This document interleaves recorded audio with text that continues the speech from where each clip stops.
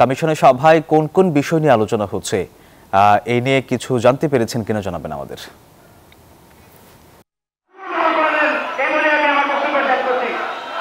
আসলে আজকের যে নির্ধারিত বিষয় সেটি হচ্ছে রাজনৈতিক দল এবং যে প্রার্থী তাদের যে আচরণ বিধিমালা রয়েছে সেই বিষয়টি নিয়েই মূলত আলোচনা হবে। এছাড়াও গণপ্রতিনিধিত্ব আদেশ 1972 সেই বিষয়ে আসলে আলোচনা হবে।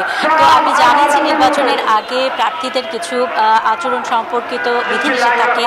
কতদিন আগে আসলে প্রচারণা বন্ধ হবে বা প্রচারণার সময় কি করা যাবে, কত টাকা খরচ করা যাবে, কি করা যাবে না, সেই বিষয়গুলোই আসলে নতুন করে আলোচনা হচ্ছে।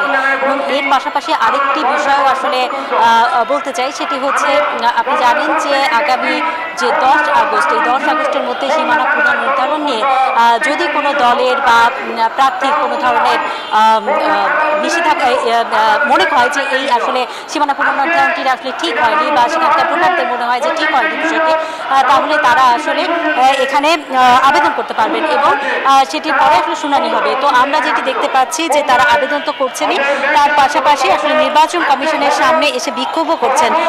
বেশ কিছু আসনের যে ভোটাররা রয়েছেন বা নির্ধারিত কিছু দলের যে প্রার্থীরা রয়েছেন তাদেরকেও আমরা দেখতে পেয়েছি বেশ কিছুদিন ধরেই তারা আসলে বিভিন্ন আসন নিয়ে এই